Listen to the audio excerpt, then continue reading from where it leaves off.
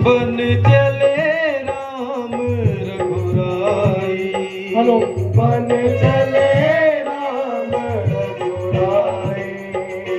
बन चले राम रघुराई। बन चले राम रघुराई।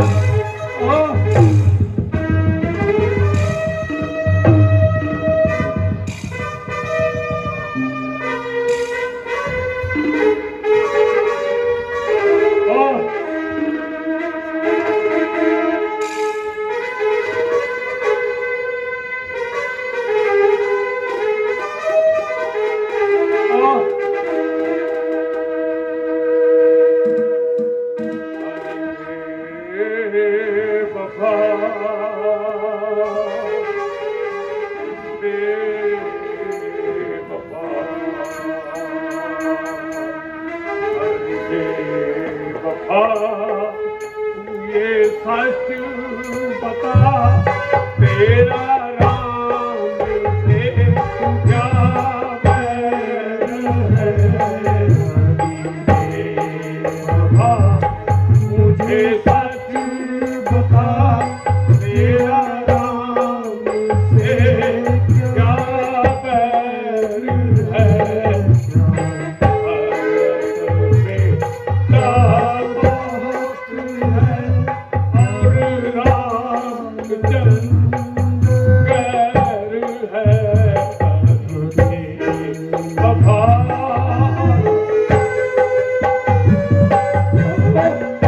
आपके चेहरे की रंगत बिल्कुल पीली हो गई।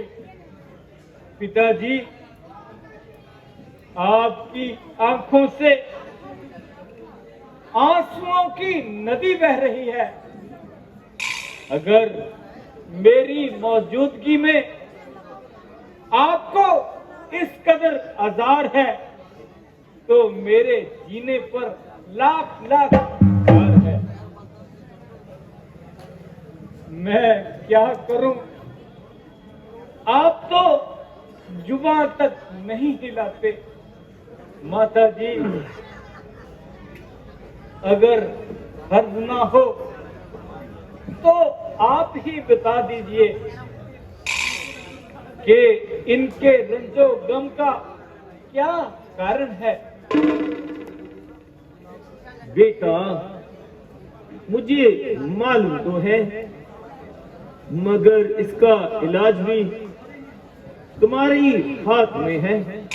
मेरे हाथ में है तो माता जी, आप जरा जल्दी बताएं और मेरा संदेह मिटाएं। बात तो मामूली सी है, अगर पूरी करो तो बताऊं, वरना बेकार में अपना सिर खपाऊं। माता जी, आप ये किस किस्म की गुफ्तगू कर रही हैं और सही बात कहने से क्यों इतना डर रही हैं?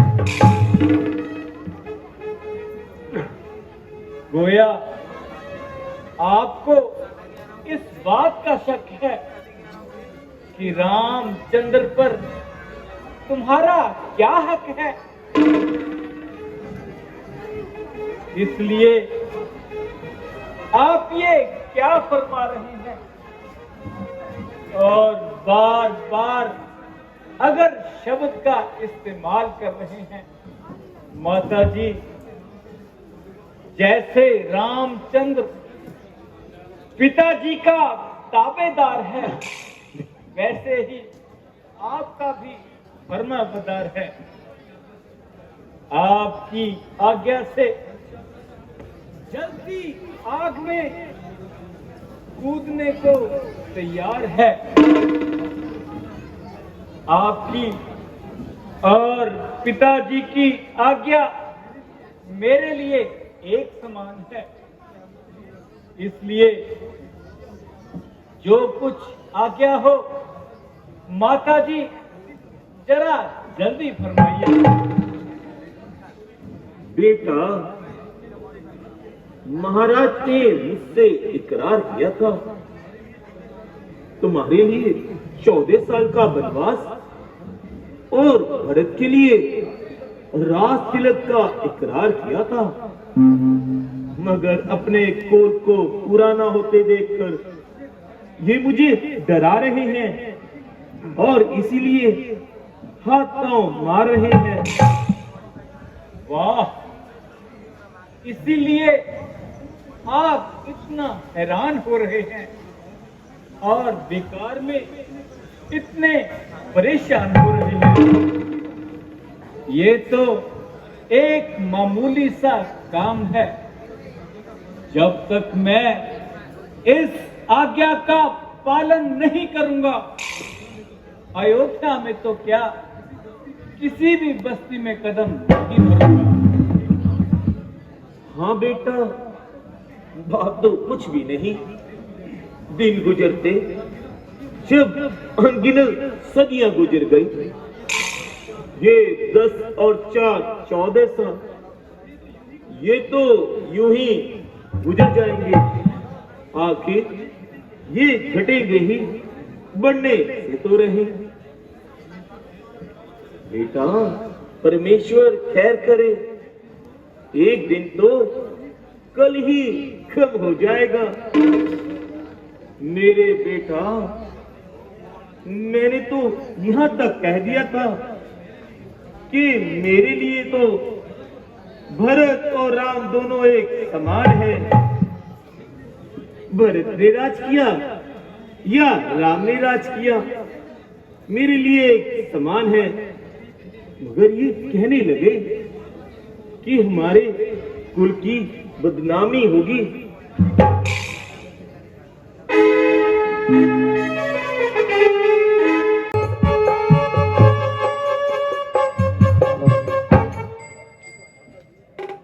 माता जी, कहिए मेरे लिए क्या आज्ञा है। बेटी, मैं क्या बताऊं और क्यों कहकर समझाऊं। ये खुद ही बता देंगे और सब हाल बता देंगे।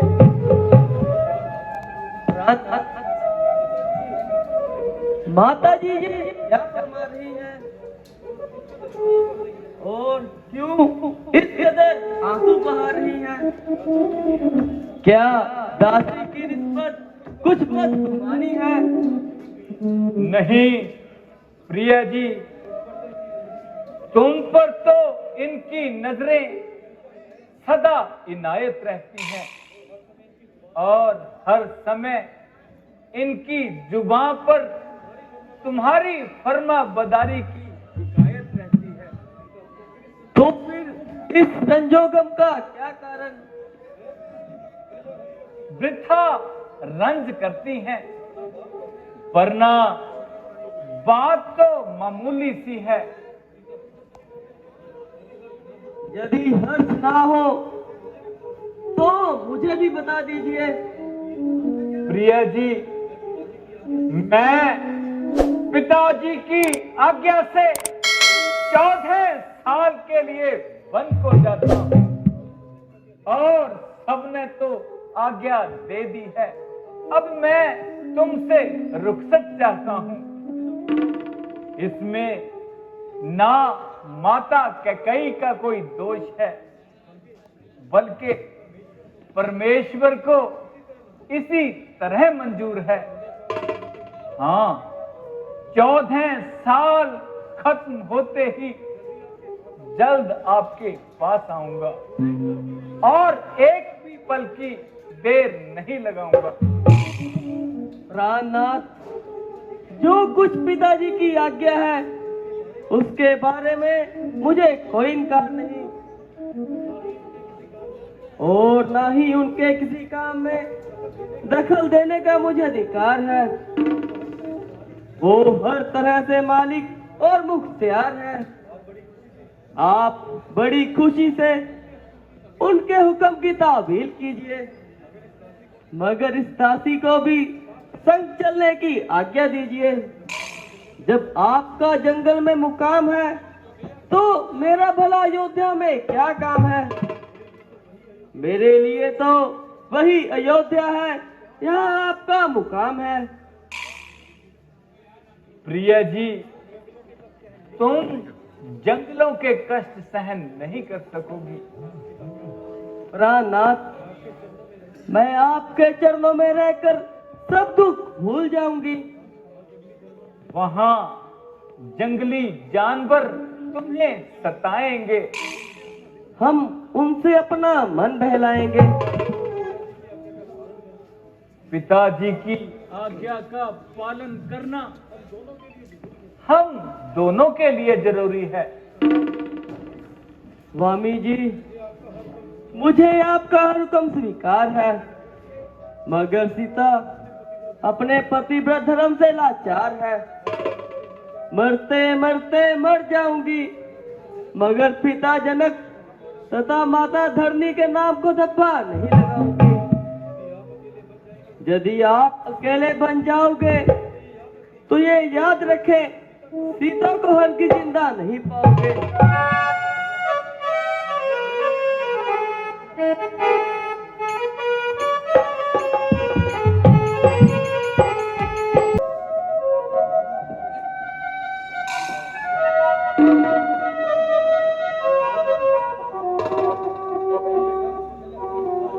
अरे बेटा, मैं अच्छी हूँ। यूं ही थोड़ा सा चक्कर आ गया। अजब अंधेर है जब रामचंद्र सब प्रकार से राज के हकदार हैं, तो किसी दूसरे का इस पर क्या अधिकार है? यूं रोने और गिड़गिड़ाने से राज नहीं मिला करते। अगर किसी में हिम्मत है तो मुकाबले पर आए, अपने दो दो हाथ दिखाए और मारे देखे। अब चालाकी, वरना मैं कदापि ऐसी बेईमानी नहीं सहूंगा। जब तक दम में दम है, किसी की दाल नहीं गलने दूंगा। प्यारे लक्ष्मण, मुझे अफसोस है कि तुम्हारी तबीयत में क्यों इस कदर जोश है। जरा सोचो, तुम किसके हाथ देखोगे, तलवार उठाओगे? तमाम कुल का नाश हो रहा है, जिसे देखकर मेरा कलेजा पाश हो रहा है। उधर पिताजी की हालत बद से बदतर हो रही है, और इधर माताजी अपनी जान खो रही है। सीता जी बेचारी अलग खड़ी रो रही है।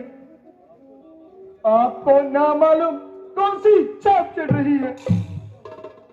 उल्टा मुझे कह रहे हैं कि मेरा गुस्सा बेफायदा है। अच्छा, अगर यूं है तो यूं ही सही। इस तरह सारे कुल का मलिया मेट उठना, भरत अवश्य राज कर लेगा। और ये सूर्यवंशी ताज अपने सर पर धर लेगा। अगर धर्म और न्याय इसी का नाम है तो मैं भी अगर एक एक को राज करने का मजा ना चुका दूं तो सुमित्रा का धर्म एक तरफ नहीं लाख लाख तार है।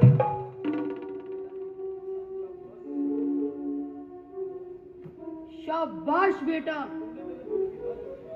तुमने मेरी दूध की लाज रख ली। प्यारे भाई, जरा गुस्से को दिल से निकालो और जरा इस बात को अच्छी तरह से संभालो। माता कैकेयी का केवल एक बहाना है। दरअसल ये हमारी आजमाइश का जमाना है। बहुत अच्छा, अगर रघुकुल की यही रस्म है तो मेरे लिए अयोध्या में रहना कसम है। मुझे भी साथ चलने की आज्ञा दीजिए। लक्ष्मण, अगर तुम साथ जाओगे तो भरत बेचारे का क्या हाल होगा? नहीं भैया, वो मेरे साथ नहीं चल सकते। लक्ष्मण से ये कैसा सवाल है? इस हालत में भरत का जिंदा रहना सख्त मुहाल है।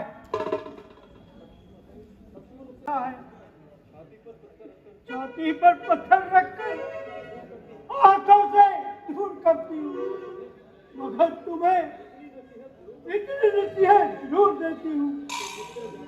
ये जिस तरह जाते हुए तीनों ने पीठ दिखाई है, इसी तरह तीनों ही आकर अपना चेहरा दिखाना। यदि मेरे लक्ष्मण और सीता को कुछ हो गया तब तुम भी अयोध्या मुड़ के वापस।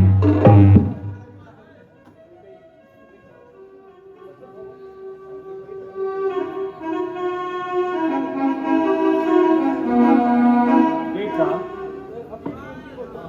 अपने अब ये कीमती वस्त्र उतार दो। अब ये तुम्हें शोभा नहीं देते। ये भव्य वस्त्र पहनकर जंगल की राह लो। बिल्कुल माता जी, आपका फरमाना बिल्कुल सही है।